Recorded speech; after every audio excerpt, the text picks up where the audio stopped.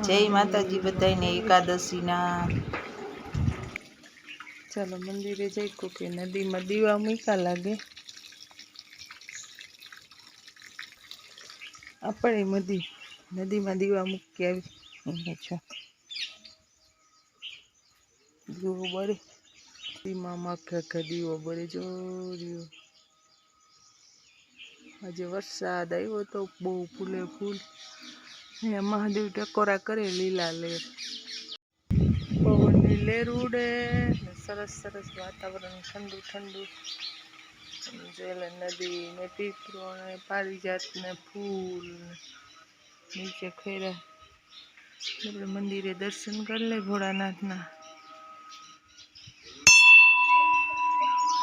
હર હર મહાદેવ મહાદેવ। જય નંદીદેવ जय गणपति बप्पा हनुमान जी महाराज जय शिव शंकर भोलानाथ।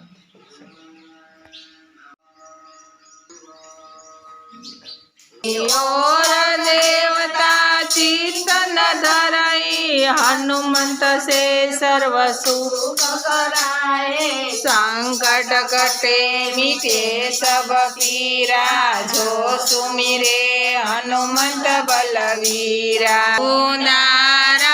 स्वामी सोंडाड़ा मारा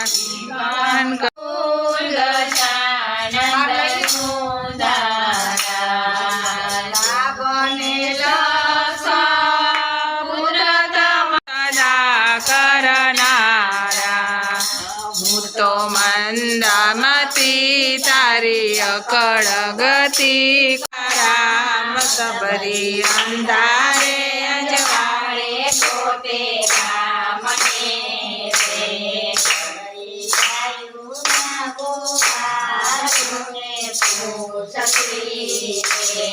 सबरी गायु ना गोवाड़ू ने पूछती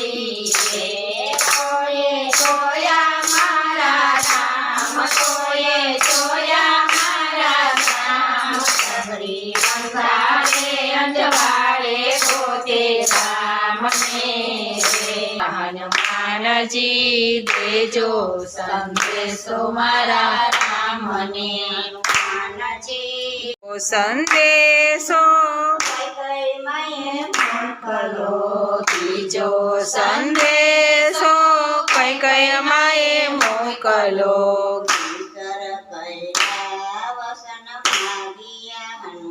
नाम वानर सुसे तारू नाम कया ते देशनो वांदरो रे बाम माता हनुमारू नाम अयोध्या नेंदनो वांदरो रे माता लागी छे भूख माता लागी छे पाया रे रावण नाराज यासे रावण नाराज नीचे फड़ेला फड़ चाख जोरे त्याथी मारी टेक वंदरे त्याथी मारी टेक जय बेठो लंका वन जांबू खाधा से खूब जांबू खाधा से खूब चंचेरी नाखाए ना झाड़वाड़े आव्या रावण ना दूध आव्या रावण ना दूर करो अब तो दूर करो परेला पातालया ताने तीर बांधा गाड़ी वली रुसवाई ने तो मां जय वसऊ छे मारे वैकुंठ जय वसऊ छे धन एकादशी करिए तो सुख पामीए मारे। ત્યારે શ્રી હરિ બોલ્યા ભાદરવા મહિનાની કૃષ્ણ પક્ષમાં આવતી ઇન્દિરા એકાદશી કહેવામાં આવે છે।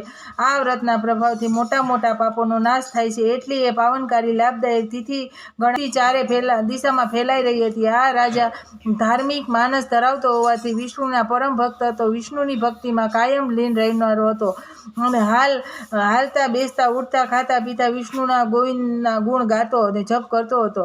વિધિપૂર્વક આત્માધિક તત્વોના ચિંતન મગ્ન રહેતો હતો। એક દિવસની દિવસની વાત છે. રાજા સુખપૂર્વક પોતાના મહેલે બેઠો હતો. એવામાં અચાનક જ દેવર્ષિ નારદજી આકાશમાંથી ત્યાં નીચે ઉતરી આવ્યા અને દેવર્ષિ નારદજીને પોતાના મહેલે લાવવા જઈ રાજાએ હાથ જોડીને તરત ઊભા રહી ગયા. તેનું વિધિપૂર્વક પૂજન કર્યું અને આસન પર બેસાડ્યા. ત્યારબાદ રાજાએ કહ્યું, હે મુનિ શ્રેષ્ઠ, આપની કૃપાથી મારા રાજ્યમાં સર્વે લોકની સુખી છે.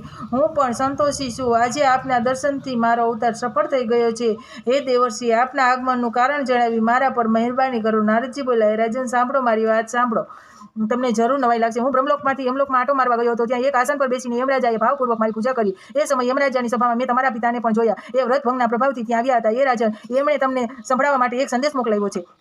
તે સાંભળો. એ પુત્ર, તું ઇન્દિરા એકાદશીનું વ્રત કરી તેનું પુણ્ય મને અર્પણ કરી અને મને સ્વર્ગ મોકલ. એમનો આ સંદેશ લઈ હું તમારી પાસે આવ્યો છું. હે રાજન, તમારા પિતાને સ્વર્ગલોકની પ્રાપ્તિ માટે તમે ઇન્દિરા એકાદશીનું વ્રત કરો. રાજાએ પૂછ્યું, હે મુનીશ્વર, કૃપા કરીને મને ઇન્દિરા એકાદશીનું વ્રતનું માતમ કરો. નારદજી બોલ્યા, હે રાજન, સાંભળો, હું તમને વ્રતની વિધિ